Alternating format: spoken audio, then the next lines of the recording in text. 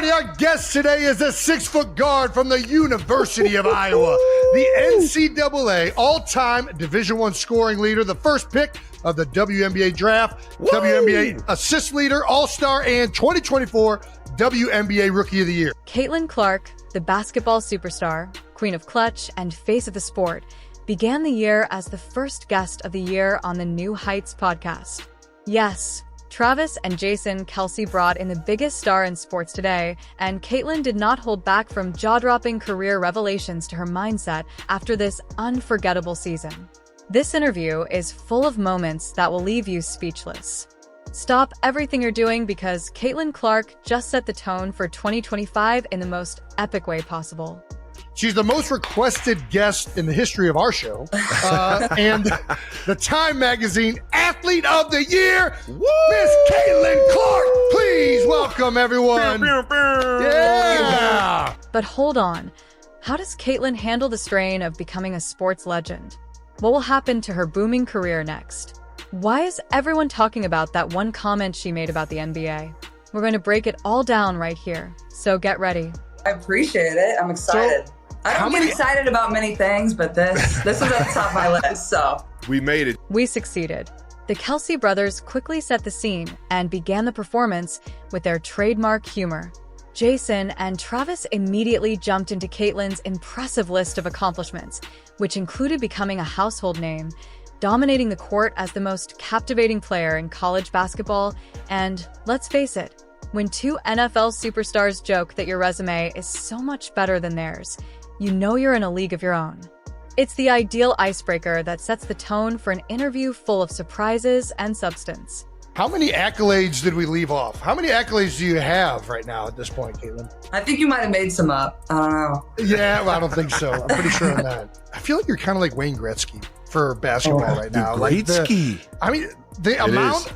If you go to the Wikipedia page and you look at like the list of like awards and achievements, it's like endless.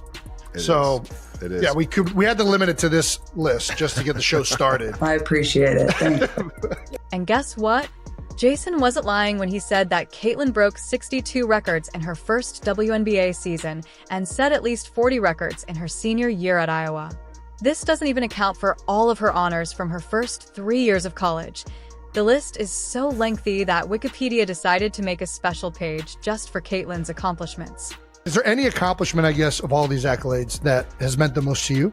Oh, gosh. That's a good question. Well, I'd give you the answer my mom would say is probably academic All-American. She was proud of me for being a good student in college. So that's that answer. Nobody Love talks that about answer that. from Mom. What I'm talking about. I did all right in school, so hung in there. But other than that, I mean, they're all cool, but you don't really care. It kind of just comes with it. It comes with having fun. And after that, Caitlin switches gears and adds a touching moment to the discussion when she says that her mother is ecstatic that she was selected an academic All-American, a title that, to her family, is equally as significant as her skill on the court.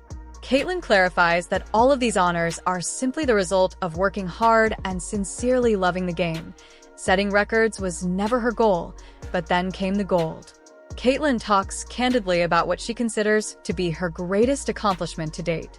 The Time Athlete of the Year was cool too, just because you see the list of like all the athletes that they've had prior to me, and a lot of those people I idolized growing up, and LeBron's been the only other basketball player. So, and it's cool as a woman, like they haven't had many females on the cover too. So for women's sports, it's kind of special, but you know, just kind of comes with playing the game and having fun, as you guys know. Always modest, Caitlin gracefully dismisses the attention on her time as the Athlete of the Year, stating that it's not only a personal accolade, but also a victory for women's sports overall.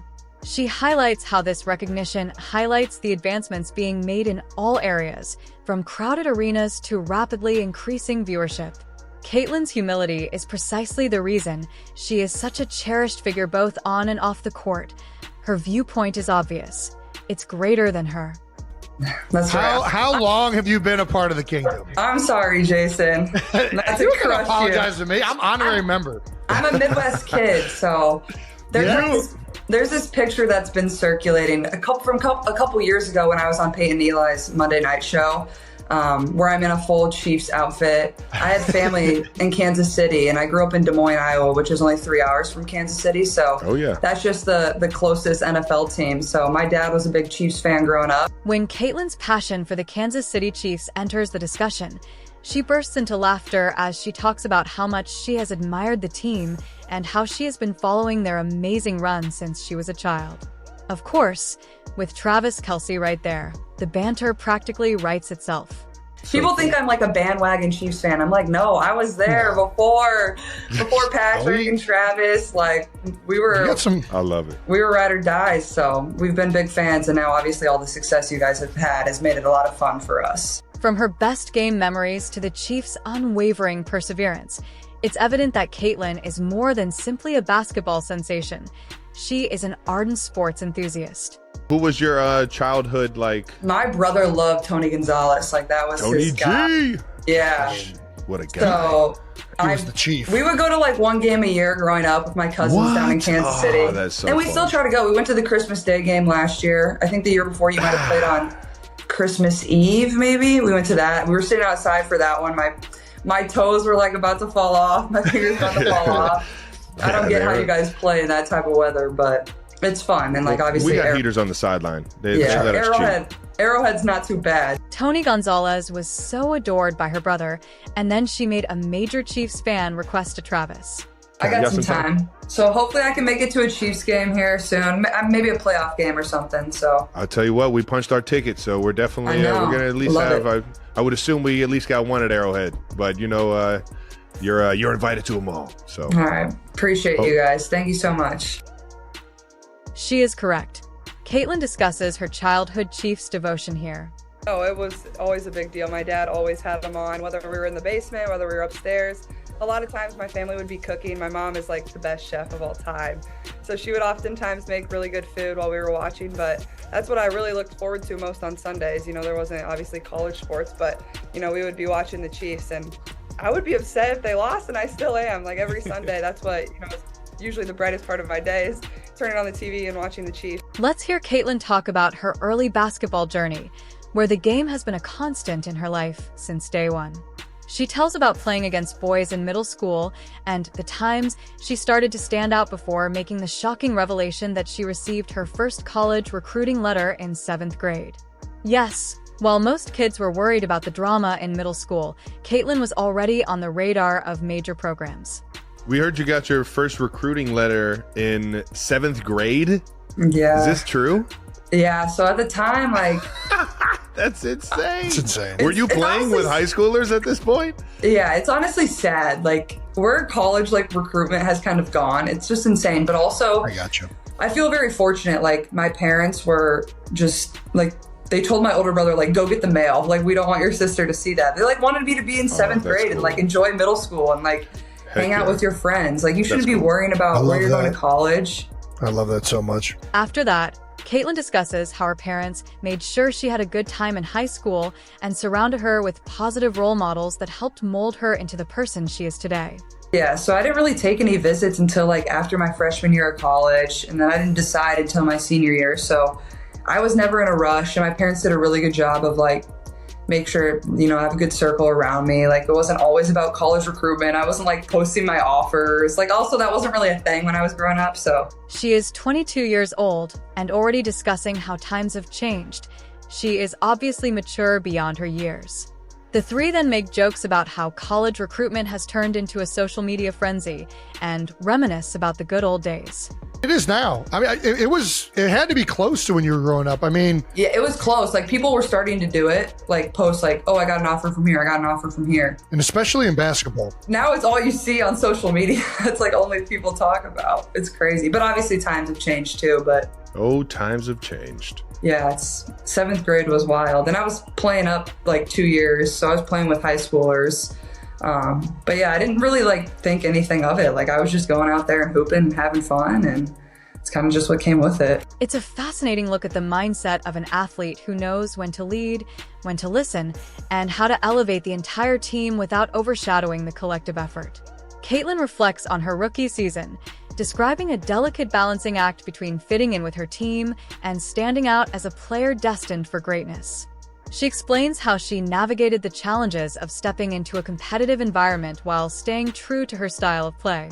And like, you come in as a rookie and like you said, like you're trying to figure out a new environment, new teammates. Like you don't want to say too much. You don't want to say too little. And it's just so hard. But like in my scenario, and obviously you guys too, like you're already highly thought of. Like people are turning to you to like be something or be someone. So it's hard. Like you're trying to get your feet wet, but also not do too much. And I think that's kind of what I struggled in early on is like, I don't know what to say. I don't know how to say it. I don't know how they're going to react. While Caitlin's talent is undeniable, it's the support of those around her that has made the journey so fulfilling. Caitlin takes a moment to highlight her veterans and teammates, giving them full credit for helping her transition smoothly into the game at the next level.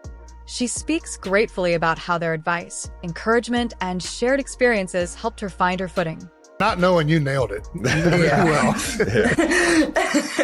But also, like, I had a lot of really good vets around me, too. So I feel very grateful for that. And we had a fairly young team, too. So, like, people had been through it fairly recently, so they knew how I felt. But, like, I feel like that definitely is a huge challenge. And that goes for whatever professional sport. Like, you're trying to learn, but also people are looking at you like, you got to perform and, like, be what they drafted you to be. Recall this moment when Aaliyah Boston played against the Kinetic Sun for the first time. I love Aaliyah Boston pouring into this young rookie. It's supposed to be hard. This is an adjustment period, and Aaliyah making sure that her rookie knows we have your back. Or the moment Erica Wheeler embraced Caitlin on the first day. For me, I just wanted to get ahead of it because I know this transition is tough. Just being undrafted and being a rookie, it's very unlikely that a vet, just take you in when you got the same position. The trio then discussed Caitlin's welcome to the WNBA moment, highlighting the type of veteran mentorship that aided in her development during her first season as a professional. My eardrum popped and like ruptured. Ooh. And I knew it right away because I've done it before, and I was just like, it hurts so bad. I don't know if you guys have ever done that, but I've done it. How did you do it before? Can I guess? Guess. It was very Midwestern. You did it in water. In water. Something correct. With water. I got launched off a tube. Why did you just get so excited? What are you, some brainiac? That's how I did mine. I went off the diving board and tried to do as many flips as I could and smack my side of my head in the Heights High School swimming pool. Yeah. It's wonderful to hear how well these three get along and to observe how Caitlin lets the two exchange personal anecdotes while ensuring that the dialogue is reciprocal. Was a male swim cadet, so he had to. This wasn't during swim cadet. Don't put me on blast like that, Travis. That's funny, but yeah, I got launched off a tube in the middle of a lake. I was like underwater. I'm like, am I okay? That's some Midwest stuff right there. But yeah, so that was my welcome to the W. The tone changes as Caitlin candidly considers the life-altering experience of the past year, discussing how it has changed not only in terms of basketball, but also in terms of the chances for personal development and lessons that have been presented to her. I would say, like, I don't know, life-changing maybe? That's a great one.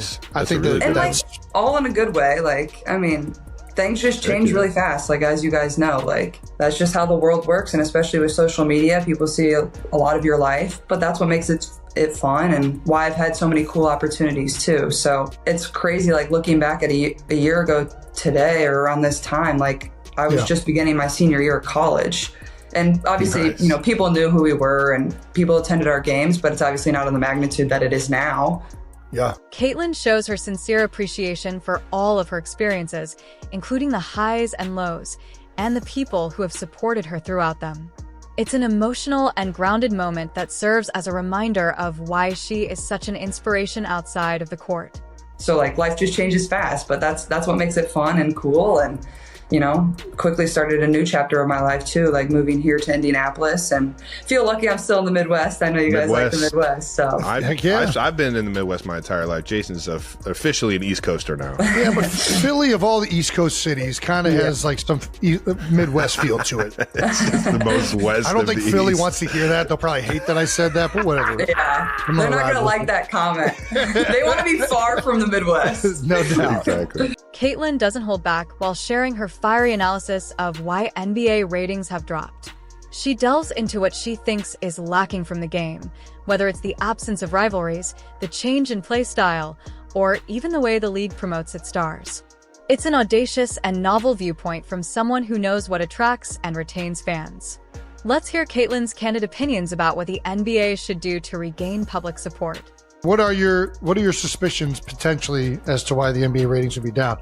Honestly, like, I feel like the average just like basketball fan doesn't understand how good NBA players are, and they think it looks like they're not trying. I promise you they're trying. They're just like so good. Like, that's why it looks like they're not trying. And obviously the physicality of the league has changed a lot, and I wasn't around when it was like much more physical, and maybe people want more like beef and physicality, and people think it's gotten soft, but I think that's also because the skill has just changed. And like, she then shares her candid opinion on how the sport is evolving and how that is beneficial to it. That's what's great about basketball. Like, it's always evolving. Like, it's going to be different than when MJ played. It's going to be different in 10 years than it is now. So it's hard for me to like put my finger on like why it has gone down. And also it's competing against a lot of football right now. You have to take that into consideration. Like, football is just, you know, that's America's favorite thing. I think people should like, I mean, I love 3-point shooting. I love seeing guys just like launch threes, but not everybody loves that. So I don't know. The three then brainstorm and present their suggestions to NBA Commissioner Adam Silver on how to make the NBA more enjoyable. This is where the fun begins. What do you think about a 4-point line? I love that. Let's do it. That's actually a great idea. Genius. That is Adam genius. Silver, 4-point line. How does the criminal justice major come up with the best marketing plan right here? Sometimes you just got to open your eyes, Jason. Look at the sheet of paper in front of you. Or we could get like just 2 spots. Yeah. What about you're saying that everybody's questioning how physical the game is. What do you think a hockey style fight once a game? Just everybody picks a fighter. Who doesn't like a boxing good hockey gloves style so fight? nobody gets too penalty hurt. box, then you can come back in. You don't get ejected. That's what I'm saying. All This dude's right. got some reach. They then begin discussing all of the bizarre gimmicks of the NBA AllStar Game without holding back. And that's when I loved it. I think it should be East versus West. Like, that's true All-Stars. Like, No doubt. East versus West, battle it out. That's what it was about. Yeah. So I think that's what it should be, but obviously not the commissioner. Mm-hmm. I'm on board for East versus West, All-Stars. I think that's the whole point of it. That's why you're an All-Star. It's the best from the East versus the best from the West. Play each other. See which side's better. And the roasting even made an appearance at the NBA in-season competition. I'm not going to lie. I'm not a fan of any of these in-season tournaments that the NBA is doing. Yeah. I was actually talking about this today. How are you not? What is there to not be a fan of? All the funky floors, and then there's tournaments, and they don't mean crap. Can we just play basketball? Can we just play basketball? I'm getting like a migraine looking at the neon green floor. After that, they changed topics and discussed Caitlin's amusing golf adventures. I did. You hit a person on a tee box. I don't know how you do that. Okay. I would hit a person on a tee box. Yeah, I know I can relate. Jason, I don't know if you've played in enough pro-ams yet to hit anybody, but the video that was going viral where I like completely topped it. So it's crazy. Like, we're playing like these long par threes that are like 200 yards. I'm like, I'm not good enough to hit a par 3 like 200 yards. Like, so I whip out my hybrid. I'm like teeing up my hybrid club. Just top it, like straight at fans to the left. Been there. But I think they dodged it. Down the third base line. But I nailed somebody on a different par 3, like some woman, like right in the shoulder. Like shoulder? And I saw a TikTok like the next day, just like black welt on her arm. Oh, yeah. Well, that's just how you hit her good if she's got a black welt. Then, Jason asked her a brilliant question on her famed competitiveness, and as usual, you won't believe what she said. Caitlin's intelligent, yet humorous reply. You more competitive in golf or basketball? That's hard. I think like golf makes me more mad because I'm not as good at it. Like, I'm just like the average hack, and like you want to be good, like you're competitive, just like basketball or football. Like, it's like, why am I not good at this? So, and it's an individual sport, and we're used to team sports. So I think that's what pisses me off too. It's like, it's all on me, and I know it's all my fault. So I share your pain. Caitlin concludes the discussion by expressing her ideas about how she might combine her marketing degree with her intense love of basketball, whether it be by helping to promote the game, coaching aspiring players, or opening up new avenues for women in sports. Caitlin's outlook on the future is as vibrant as her style of play. It's obvious that she's already considering leaving a lasting impression that goes well beyond her playing days. What would Caitlin Clark be doing? You said you were a marketing major. Would you have gone more into that world, or you think you would have jumped into something else?